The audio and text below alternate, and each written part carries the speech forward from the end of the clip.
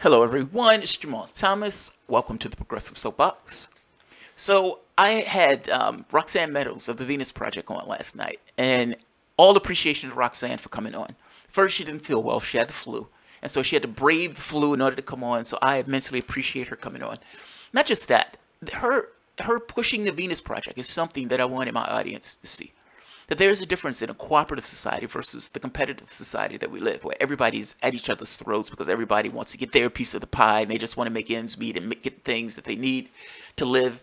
That's a massive difference in society, being one that works with each other as opposed to one that doesn't. I often use the example of the car salesman. Car salesmen have been often attacked and used this thing to get across this idea of selling people lemons. That doesn't come out of nowhere. That comes out of actual reality. That car, you get a car, the car ends up being a lemon. That guy sold me a lemon. From the perspective of the car salesman, let's take his perspective for the moment. He has a wife. He has a kid. He has responsibilities that he needs to take care of. He has car insurance. He has health insurance. Maybe he has health bills. Whatever. He has things that are digging in him as a human being. They're pushing him to act in a particular way as a human being. Now explain to me. Say for the moment that the car salesman knew his buddies with the car placed across the street. Say for the moment that he knew that there was a car across the street that was probably best for the person who was at his lot. Say also for the moment that the car salesman may have had this particular car was a lemon and he knew this thing was going to fall apart in like 2 years. But he also knew there was nothing else on his lot that this person was going to buy. What's going to take place here? What do you believe is going to take place?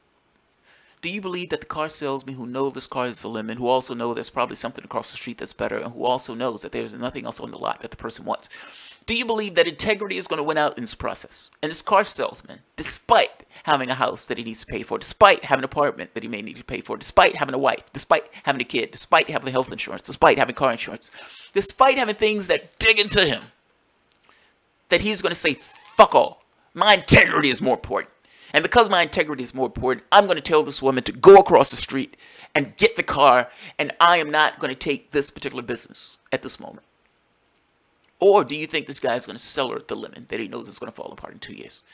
I think the overwhelming majority of the people would say he is going to sell her a lemon. That woman, that guy, is going to walk out with a lemon. How on earth is he going to make the right decision in this, when integrity in this process is something that he's being punished for? How? How can you make that choice? Do you believe that you buying your car is more important than his wife, than his kid, than his capacity to have somewhere to live?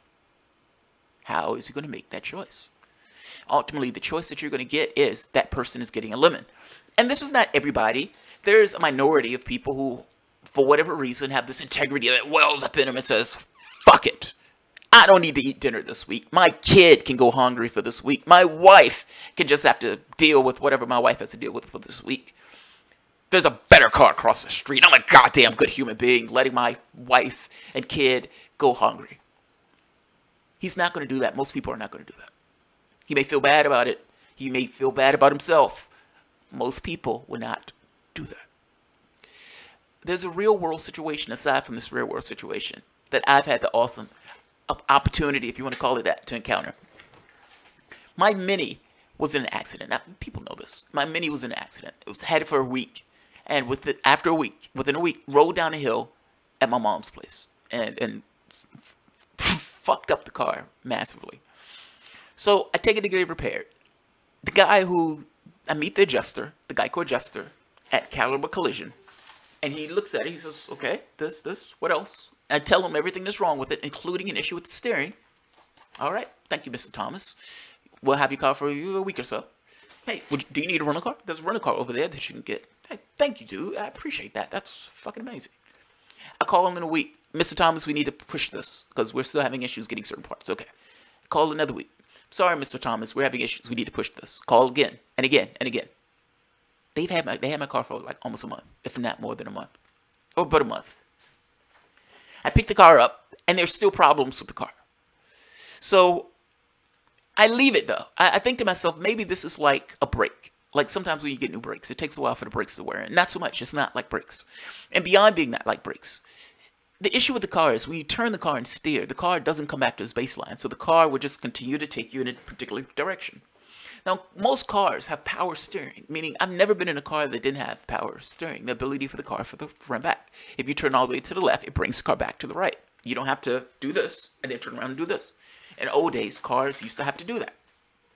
I go back to caliber collision because I'm having issues with the engine now. And I can't tell if the issue that's still there with the steering, meaning when I turn the car all the way to the left or to the right, I don't remember the direction. It tries to come back and it hits something that stops it. Meaning if you leave it, the car will literally just go in a circle. It will just continually go in a circle. I take it back to caliber and say, look, I'm still having trouble with my car in this, and now there's something else wrong with the car, and I don't know if it's connected to what took place prior. And at the very least, I want to get rid of that original issue before going to the other issue. Supposedly have a year warranty, so yeah, I'm bringing it back. He tells me he doesn't know what power steering is. He doesn't know what power steering is. He's looking at me like, I tell him auto steering. I'm like, auto steering, I think that's the name of it. But I describe it in the same way I've described it here. He says, I've worked on cars for like 20 years. I have no idea what that is. Are you telling me you don't know what the ability of a car to correct is? Old cars did not used to have that feature. New cars have that feature. And I've been in cars, even going back to my 2003 car, it had that feature. Are you seriously saying that the cars that you've been in don't have the capacity to pull back to the middle, essentially power steering? He says, well, I mean, there are features in cars that have the ability to do that, but that's not any kind of electrical process. Okay, whatever. You understand what that is, however, or that some process is there. He doesn't understand. He doesn't know what power steering is. I find this conversation is blowing my mind right off the bat. And I say, he then tells me, look, we don't even have the capacity to check minis. Meaning, I have no way to evaluate what's going on with the mini, with your car. If you spoke to anybody here, they would tell you the same thing. What you're telling me is profoundly different than the last guy.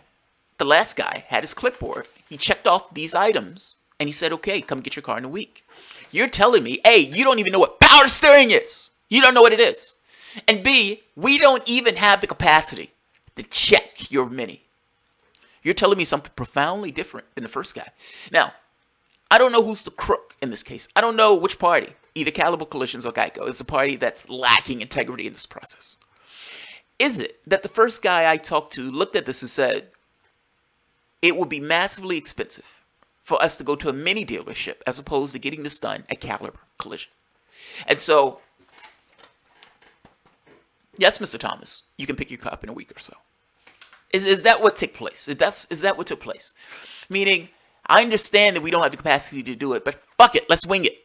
It'll be cheaper to do it here than it would be to take it to a mini. So I'm going to mark these items off my clipboard, and I'm going to say, fuck it, we'll just try to fix it. It's cheaper. We can save money on this process.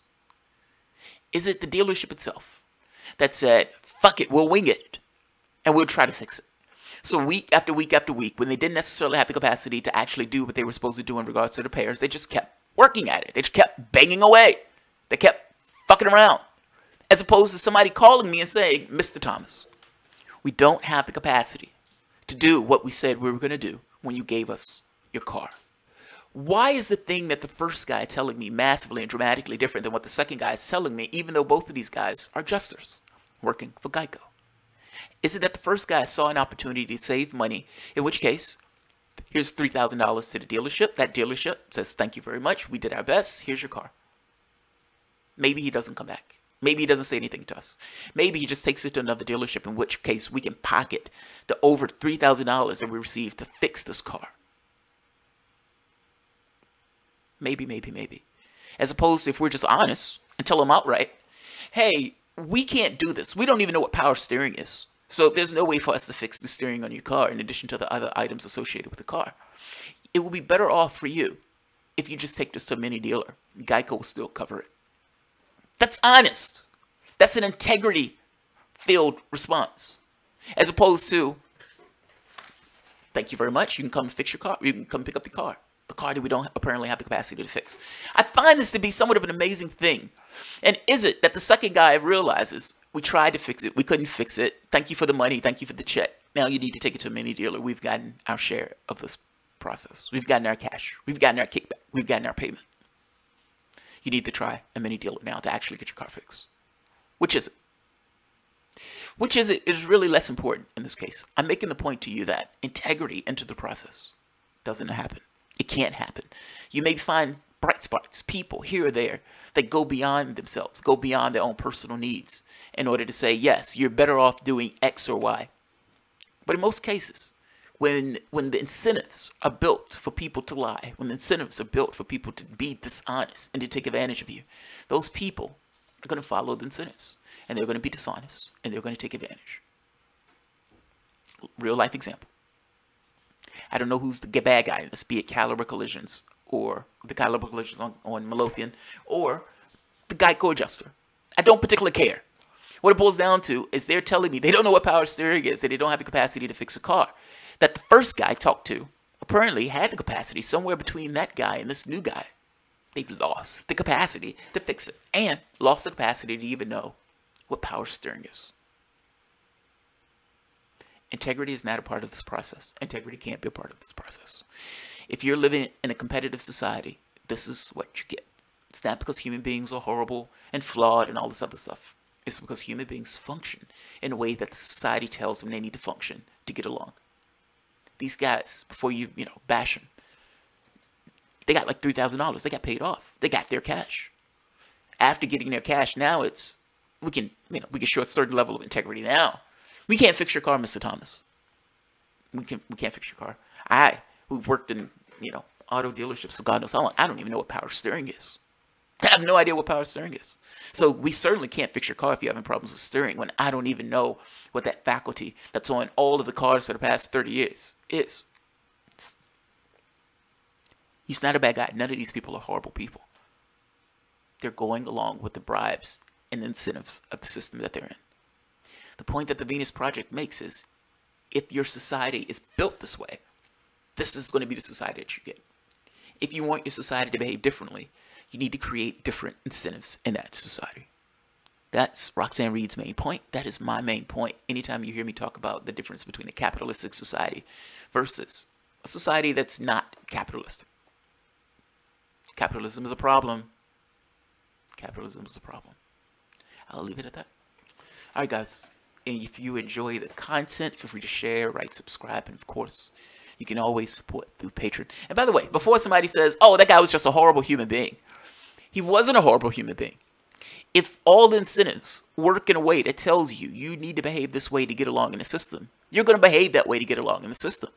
If you were a brain in a jar and you ask that guy that particular question, well, he would probably come up with a different answer. He would probably say, look, if I have no needs, if I have nothing that's digging into me, I would probably do the right thing.